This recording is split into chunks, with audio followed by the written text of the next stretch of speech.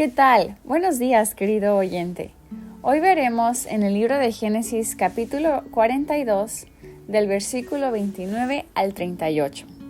Y este texto dice así: Y venidos a Jacob su padre en tierra de Canaán, le contaron todo lo que les había acontecido, diciendo: Aquel varón, el Señor de la tierra, nos habló ásperamente y nos trató como espías de la tierra. Y nosotros le dijimos: somos hombres honrados, nunca fuimos espías. Somos 12 hermanos, hijo de nuestro padre.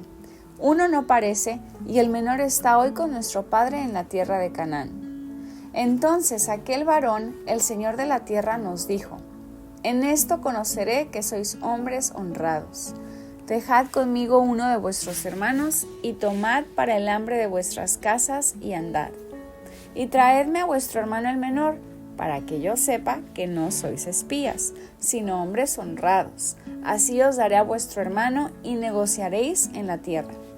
Y aconteció que vaciando ellos sus sacos, he aquí que en el saco de cada uno estaba el atado de su dinero. Y viendo ellos y su padre los atados de su dinero, tuvieron temor. Entonces su padre Jacob les dijo: Me habéis privado de mis hijos. José no parece, ni Simeón tampoco, y a Benjamín le llevaréis. Contra mí son todas estas cosas. Y Rubén habló a su padre diciendo: Harás morir a mis 2 hijos. Si no te lo devuelvo, entrégalo en mi mano, que yo lo devolveré a ti. Y él dijo: No descenderá mi hijo con vosotros, pues su hermano ha muerto, y él solo ha quedado. Y si le aconteciere algún desastre en el camino por donde vais, haréis descender mis canas con dolor al Seol. Aquí podemos ver que fue un grupo de personas con rostros sobrios, el que tal vez 10 días más tarde llegó a Hebrón y le contó a Jacob las increíbles experiencias que habían tenido en Egipto. Y fue un desconsolado padre el que se enteró de que Simeón no había regresado con el grupo, y ahora el gobernador de Egipto exigía que Benjamín los acompañara la próxima vez que fueran a ese país. Notamos que algo falta en el informe que los hermanos le dieron a su padre. Aunque entre ellos mismos habían admitido su culpa en los versículos 21 y 22, también reconocieron la mano de Dios en su situación, versículo 28. Pero no estaban listos para confesarle su pecado a su padre en el versículo 32. Pero cuando los hombres estaban vaciando los sacos de grano, cada uno encontró en ellos el dinero de su compra. Ahora tenían más razones para temer el retorno a Egipto. Si llevaban a Benjamín con ellos, el gobernador egipcio sabría que no eran espías, pero ahora podía levantarles un nuevo cargo, el de ladrones, y entonces estarían nuevamente a su merced.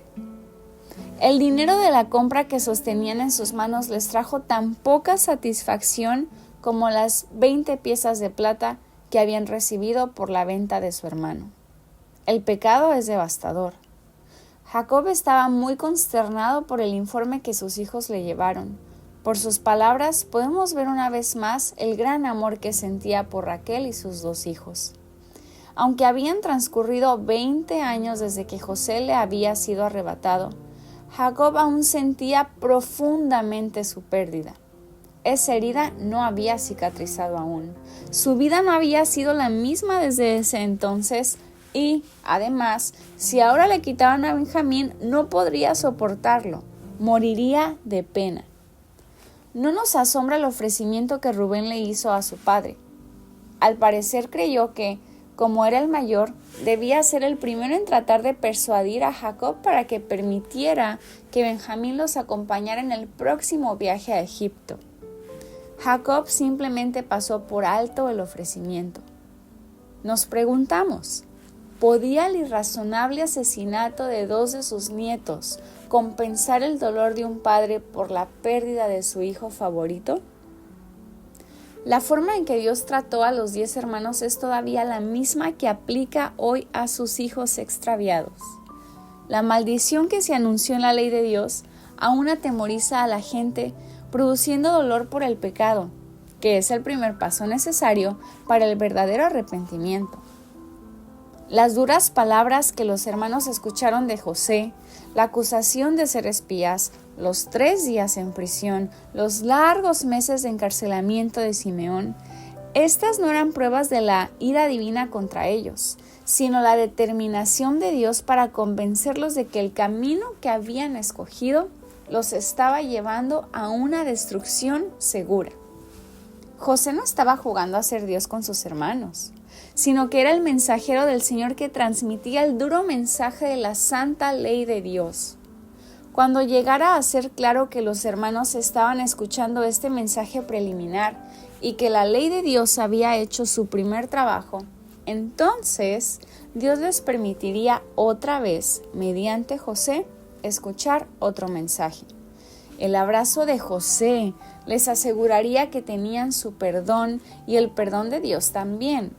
El verdadero arrepentimiento, entonces, es primeramente sentir el terror de la ira de Dios por el pecado y, en segundo lugar, confiar en su ofrecimiento del perdón total, todo por el amor del Mesías, nuestro Señor Jesucristo.